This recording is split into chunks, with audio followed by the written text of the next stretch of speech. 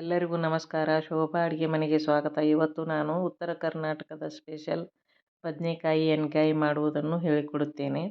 ಇದು ಜೋಳದ ರೊಟ್ಟಿ, ಸಜ್ಜಿ ರೊಟ್ಟಿ, ಚಪಾತಿ ಎಲ್ಲದಕ್ಕೂ ಒಳ್ಳೆ ಕಾಂಬಿನೇಷನ್ ಆಗಿರುತ್ತದೆ.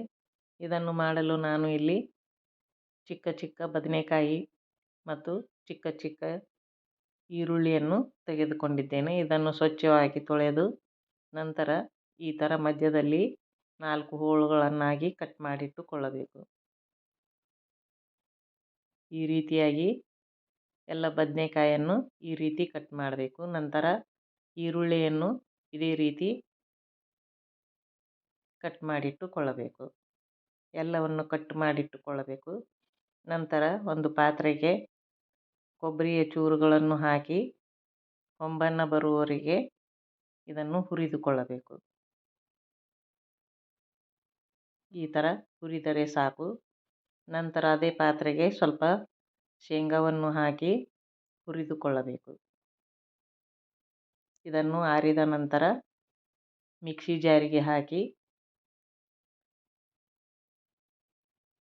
ಅದಕ್ಕೆ 4 ರಿಂದ 5 ಬೆಳ್ಳುಳ್ಳಿ ಹೆಸಳು, ಅರಿಶಿನ ಪುಡಿ, ಖಾರದ ಪುಡಿ, ಗುರೆಳ್ಳಿನ ಪುಡಿ ಮತ್ತು ಧನಿಯಾ ಪುಡಿ, ಗರಂ ಮಸಾಲೆ,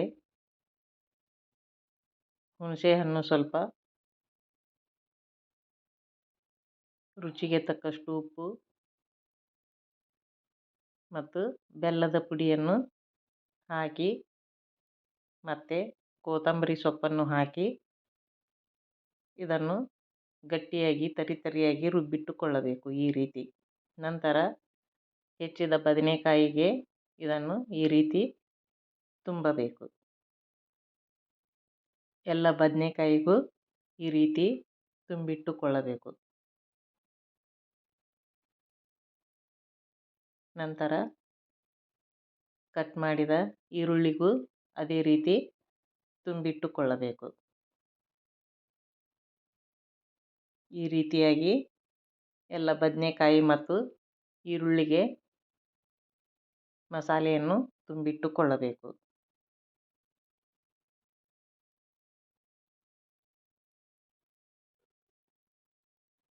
ಈ ರೀತಿಯಾಗಿ ತುಂಬಿಟ್ಟುಕೊಳ್ಳಬೇಕು.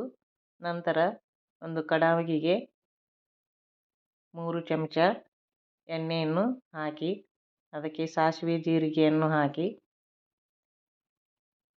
ನಂತರ ಅದಕ್ಕೆ ಇಂಗನ್ನು ಸ್ವಲ್ಪ ಹಾಕಿ ನಂತರ ಕರಿಬೇವನ್ನು ಹಾಕಿ ಮಸಾಲೆ ತುಂಬಿದ ಬದನೆಕಾಯಿ ಹಾಕಿ ಮೇಲೆ ಮುಚ್ಚಳ ಮುಚ್ಚಿ ಸಣ್ಣ ಉರಿಯಲ್ಲಿ 3 ರಿಂದ 4 ನಿಮಿಷ ಇದನ್ನು ಬೇಯಿಸಿಕೊಳ್ಳಬೇಕು. ಈಗ 3 ರಿಂದ 4 ನಿಮಿಷ ಆಗಿದೆ. ಇದನ್ನು ಹೊರಳಾಡಿಸಿ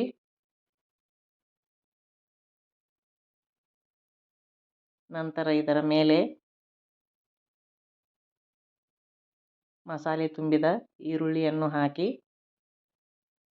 ಸ್ವಲ್ಪ ಹೊತ್ತು ಕೈಯಾಡಿಸಿ ಮೇಲೆ ಮುಚ್ಚಳ ಮುಚ್ಚಿ ನೀರು ಹಾಕದೆ ಇದನ್ನು 3 ರಿಂದ 4 ನಿಮಿಷ ಬಾಡಿಸಿಕೊಳ್ಳಬೇಕು. ನಂತರ ಮಿಕ್ಸಿ ಜಾರಿಯಲ್ಲಿ ಉಳಿದಂಥ ಮಸಾಲೆಯನ್ನು ಹಾಕಿ ಇದನ್ನು ಚೆನ್ನಾಗಿ ಮಿಕ್ಸ್ ಮಾಡಿಕೊಳ್ಳಬೇಕು.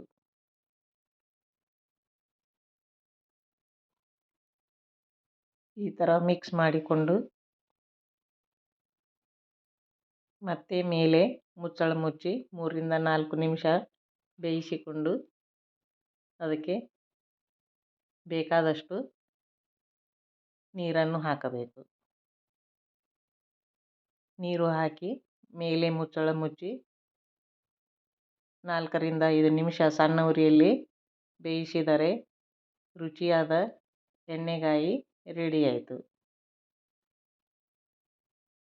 ಈಗ ಸರ್ವಿಂಗ್ ಪ್ಲೇಟಿಗೆ ಸರ್ವ್ ಮಾಡಿದರೆ ತಿನ್ನಲು ಬದನೆಕಾಯಿ ಎಣ್ಗಾಯಿ ರೆಡಿಯಾಯಿತು.